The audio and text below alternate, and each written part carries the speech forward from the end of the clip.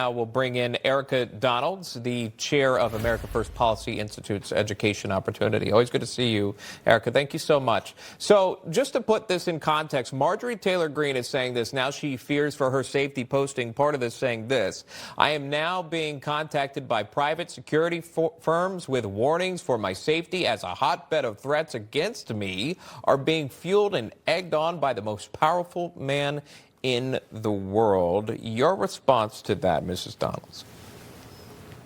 Well, I certainly don't agree that President Trump is causing any of the ire against Marjorie Taylor Greene. I think probably, if anything, her own comments have invited vitriol, but certainly not violence. I know from firsthand experience that anyone actually supporting Trump have been the directors of the ires of violence against them. And that's been happening for a long time. It's unfortunate that the Congresswoman, having stirred up a lot of discontent in the MAGA movement, is now playing the victim and changing her tune now that President Trump has, dismissed her concerns. Yeah, putting safety aside and looking at this as with a political lens. I see the Congresswoman on CNN. I see the Congresswoman on The View. These are places that, remember, she was completely opposite of any of the viewpoints that would have been shared there. You have a front row seat to this, being a wife to Congressman Byron Donalds. Do you have an opinion on what you're seeing with MTG? What's really going on here? Well, I was excited to see The View invite conservatives. They said they don't want to come on here, and then finally, some Republicans went on, including MTG. The problem is when my husband goes on CNN or MSNBC, he's defending conservative values and defending the America First movement. And when Marjorie went on there, she did not stand firm. She actually softened her position and her conservative positions against the things that they were saying on The View, softened even her support for President Trump. And that's not what we're looking for. That doesn't help our movement to have our strongest voices go into the lion's den and pet them. That we don't need that, right? We need people who are strong on our conservative values, defending the president and his incredible record in his second administration. And unfortunately, she did not take the opportunity to do that. It almost appears as if she's looking for acceptance from this side of the aisle or from these television programs. Either way, we've got Georgia on our minds. Let's move on to New York. New York, President Trump saying this: he plans to meet with New York City's mayor-elect Zohran Mamdani, and to do so soon. Watch. The mayor of New York, I will say, would like to meet with us, and we'll work something out. But he would like to come to Washington and meet, and we'll work something out. We want to see everything work out well for New York. All right. Obviously, the president is not a supporter of Zohran Mamdani. He hasn't been through the trip, but he is, in fact, the mayor-elect. And now you're seeing the president come to the realization, look, here's who's coming in office. I don't want New York City to fail. Your reaction to that and how that's being handled by the president?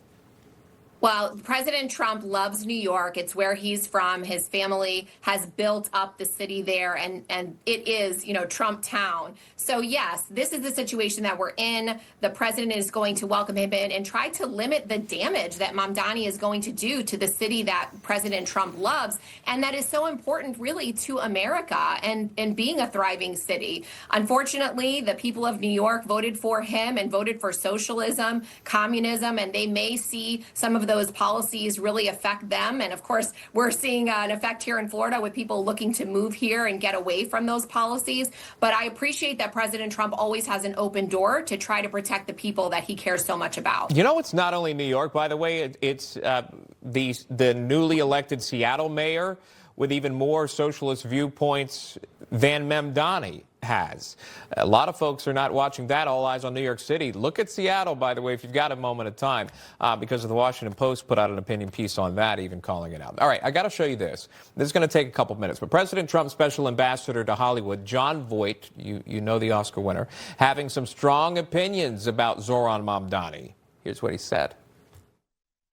The mayor that has taken over New York City is a Muslim that's going to take down the city that never sleeps, the city of life's dreams, this city that our ancestors brought forth in prosperity and greatness and liberty. this city will turn into a forbidden place of darkness. The blood, sweat, and tears that the city of New York was built on will turn into a virtual refugee shelter for the radical Muslim ideology. This is now the most dangerous time for our citizens of New York. This mayor will destroy this city. We are obligated to demand our rights for our private sanctuary, our businesses, our property that we all have worked so hard for. And this 35-year-old mayor has no right dictating the rules of socialism for a city built on our highest principles with brick and stone by hardworking Americans. This must be stopped, and his mayoralty should be terminated immediately.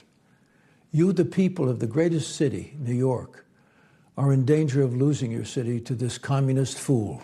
We, the people, must stand for the greatest nation's purpose, the honor of our flag, the red, white, and blue, and for which it stands, one nation under God, and liberty and justice for all. This country, the United States of America, is the land of our greatest achievement, the American dream. And we, the people, have put our trust in the President of the United States, Donald J. Trump. He and only he can stop this horror, as this Mayor Mamdani will try to destroy New York's wealth and turn it into a socialist crap city. Let this be a warning to the people. And may God bless. May God bless. So again, Academy Award winner there, Jon Voight, clearly expressing his disdain for Mayor-elect Zohran Mamdani. Just final thoughts there, Erika. I mean, some of the sentiment, that obviously from his viewpoint, he enjoys his First Amendment rights. But there are several in the city, as you know, just about half that voted against. They voted for former Governor Andrew Cuomo, disgraced Governor Andrew Cuomo. It really was a no to Mamdani. But moving forward, the fight is at the ballot box. That's been done. Take it from there. Well, elections matter. And as much as a lot of the country even agrees with Jon Voight and what he said and the sentiments and the fear that he has in watching this city fall into the trap of socialism, unfortunately, even though half of the city voted against it, they are definitely going to vote against it, I think, when these policies start to hit home, if he is successful in what he's setting out to do. We've seen it not work across the entire world and world history. We've seen where even legal immigration has taken over in some other countries where people are not assimilating, and it is causing major cultural and economic unrest in those countries. And so his fears are well placed.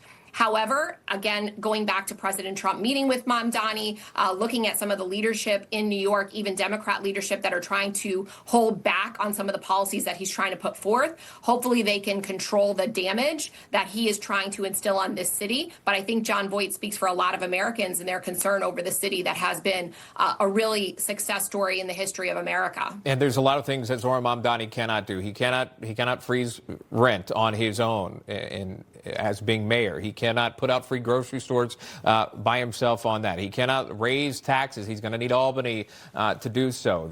Free bus fare doesn't exist without the MTA signing off on a lot of this. The most scariest part, I think, in real time would be dismantling the NYPD, taking the strategic response group down, taking funds from that department, allocating it to elsewhere. We know New York City needs to be one of the safest cities, obviously, here in America. I would add to that he's in charge of the schools. That's probably the biggest concern that I have, is him putting someone in charge of the schools who has no thought for academic performance and instead is trying to use the schools for social justice wars. And that is a major concern as well. All right. Well said. Erika Donald joining us. Thank you so much. We appreciate your time. Thank you. Got it.